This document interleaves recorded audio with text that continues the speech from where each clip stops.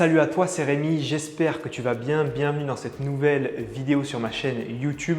Aujourd'hui, je suis sur le terrain, je suis dans l'appartement d'un de mes élèves de formation qui s'appelle Étienne, qui a 27 ans et qui a acheté cet appartement avec un salaire de 1 500 € par mois. On a discuté ensemble pendant environ 30 minutes, 1 heure avant de te tourner cette vidéo pour que j'ai tous les éléments, pour discuter un petit peu des idées qu'il a sur ce bien immobilier. Il est dans la chambre. J'ai tout dit, j'ai dit ton âge, j'ai dit la ville, j'ai dit la surface, j'ai dit les chiffres, j'ai tout dit là.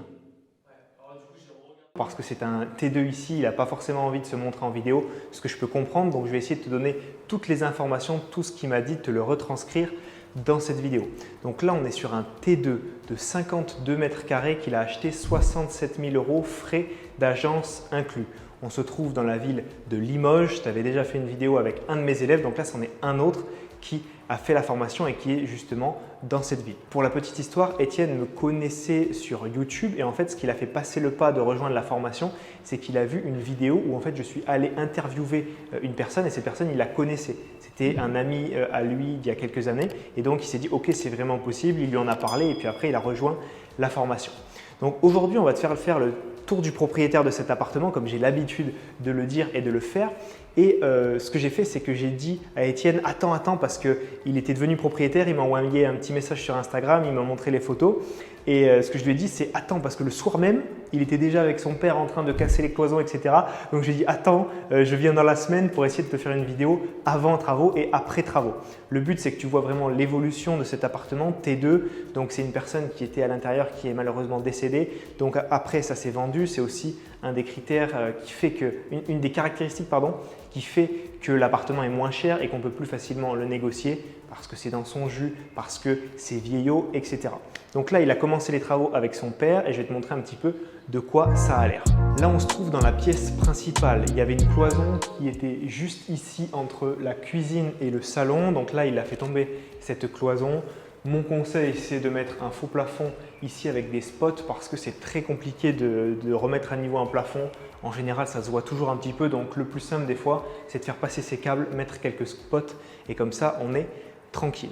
Ici, donc, c'est la partie salon. Ce qu'il a envie de faire, c'est de faire bien sûr donc, une cuisine ouverte sur ses jours avec l'espace canapé ici, puis ensuite l'espace meuble télé là-bas. Ici, ce qu'il va faire, c'est qu'il va tout reprendre. Donc, il va reprendre les sols, c'est du lino, les murs détapisser, enduire et puis ensuite peindre. Donc, blanc plus une petite couleur histoire d'eux. Ici, truc très sympa, tu vois ce que c'est ça? Ça, c'est son bureau de télétravail. Donc, je crois qu'il a un jour de télétravail par semaine, c'est ce qu'il m'a dit. Donc, bien sûr, il bosse. La preuve en est, il y a son téléphone, il y a son ordi, etc. Mais en même temps, pendant ses pauses, il peut avancer pendant les travaux. Donc là, au moins, il optimise un maximum son temps. Ici, tu as la partie cuisine. Donc, juste avant, par rapport aux cloisons, il y a aussi le sol à reprendre pour remettre à niveau. C'est ce que j'avais dans ma résidence principale. Je peux te les montrer. De mémoire, c'est là où il y avait le bar de ma résidence principale. Il y avait un petit bar. Quand on l'a enlevé, il y avait ce petit trou où on voyait directement le béton. Donc ça, il faut le reprendre, le remettre à niveau avec du plâtre, du map, ce genre de choses-là. C'est assez simple. Ici, la cuisine. Donc, je te mettrai également dans la vidéo les photos et les vidéos du avant avec les meubles et même avec les meubles avant que la famille finalement les enlève et puis aussi avec les meubles de cuisine, la baignoire, les vasques, etc., etc. Donc ici, il a pas mal d'espace, donc c'est cool parce qu'il va pouvoir faire une grande cuisine sur ce long mur finalement et y intégrer tout.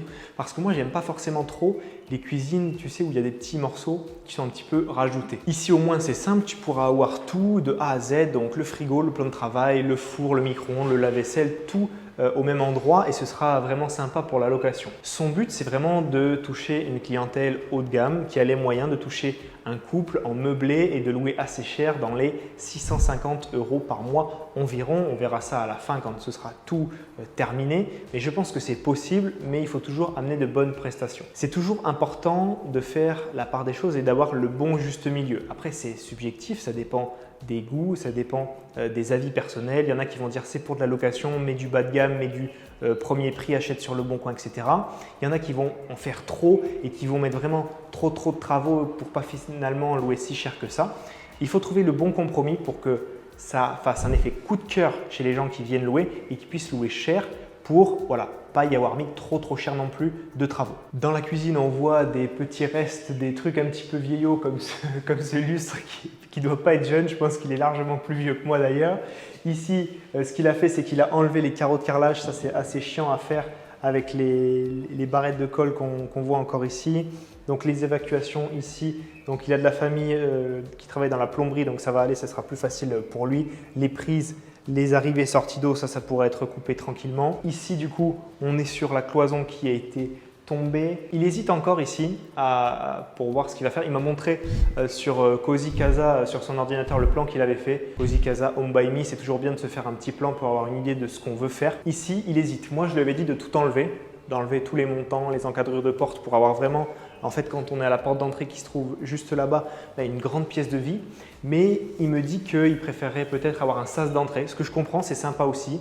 Il avait pensé à mettre une verrière sur ce mur, mais ça fait quand même pas mal de travail en plus. Donc voilà, à étudier, on ne peut pas être sûr de nous quand on est propriétaire depuis 10 jours. Donc il faut faire des plans, il faut réfléchir et encore une fois, faire les bons compromis, coût, temps passé et puis résultat final si tu veux. Ensuite, chose importante dont je voulais te parler, les fenêtres. Donc là, on a une énorme fenêtre qui est ultra lumineuse dans le salon, plus celle de la cuisine, ça fait vraiment super bien. Et d'ailleurs, si je me mets là, je serai bien à contre-jour parce qu'il y a vraiment beaucoup de luminosité derrière. Donc ces fenêtres, elles sont en double vitrage, pas besoin de les changer, c'est nickel, ça donne sur un espace sympa. On est proche du centre-ville, pour moi on est encore en centre-ville ici et c'est sympa, c'est assez arboré, il n'y a pas de bruit. Là, on filme cette vidéo en fin de journée, un mercredi soir, je suis un peu perdu dans les jours. Il n'y a pas de bruit alors que c'est un peu l'heure de la débauche. Donc franchement, c'est top.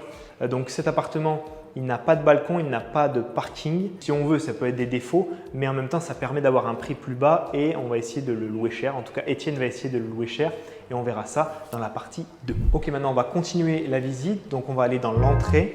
Donc ici, c'est la porte d'entrée qui se trouve derrière moi. Il y aura peut-être un petit peu d'électricité à reprendre. Le tableau se trouve juste ici. Changer également les radiateurs qui peuvent peut-être être un peu vieux. Après, voilà, c'est toujours à l'appréciation de la personne qui fait les travaux. On a parlé du lino au sol. Donc là, c'est pareil, du lino. Donc, ce qui peut être bien, c'est soit dalle PVC, soit une petite couche d'isolant et puis du parquet, du stratifié. C'est assez sympa. Ensuite, ici, on a un petit placard dans l'entrée en fait. Donc là-bas, c'est le salon. Ici, on a un petit placard. Voilà, assez classique, hein.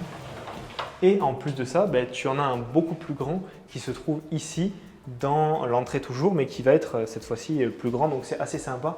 Niveau optimisation, niveau rangement, tu sais que j'aime bien ça. J'aime bien qu'il y ait du rangement dans un appart et qu'il n'y ait pas de choses qui traînent. Donc ça, c'est vraiment le top. Ensuite, ici se trouvent les toilettes de l'appartement. Donc ce que j'aime bien avec l'ancien, c'est que ce n'est pas des toilettes type logement nouveau avec accès handicapé. Ce qui est bien, hein, je suis d'accord, mais ça fait quand même perdre pas mal de place. Alors qu'ici, on a une toilette qui doit faire à peu près 2 mètres carrés. Voilà, ça suffit. Il ne va pas changer le toilette, je pense qu'il va juste refaire tout ce qui est la petite bouche de VMC qui est un petit peu vieillotte, tout ce qui est sol et bien sûr tout ce qui est mur et lustre parce que pareil, le lustre est un petit peu vieillot. On vient de voir les toilettes juste ici. On va passer à la salle de bain. On a mis les lumières au niveau de la caméra parce que c'est assez peu lumineux. Donc ça va te permettre d'y voir un petit peu plus clair. Donc quand tu rentres dans la salle de bain, ici, tu as un placard avec un ballon d'eau chaude qui n'est pas si vieux. Encore une fois, est-ce qu'on change, est-ce qu'on ne change pas? Est-ce qu'on met un extra plat en haut pour gagner de la place? Voilà, il y a pas mal de questions qu'Étienne se pose. Je vais lui donner mon avis et après forcément, il fera toujours son compromis et puis son avis à lui sera déterminant. Un petit radiateur à changer ici parce que bon, ça c'est un petit peu de la merde, on ne va pas se le cacher. Donc ici, quoi qu'il arrive, il faudrait au moins essayer de faire un espace machine à laver. Moi, je trouve, mon avis perso, à l'heure où je vois l'appartement, je ne sais pas encore les coûts, etc., qu'il faudrait remplacer ce ballon par un extra plat qu'on mettrait en haut et ici, qu'on casse la cloison, qu'on mette une machine à laver, qu'on dégage un petit peu de place pour que ici, à ce niveau-là, on puisse mettre une belle double vasque avec un miroir rétro-éclairé, ce genre de choses. Ça pourrait être très sympa.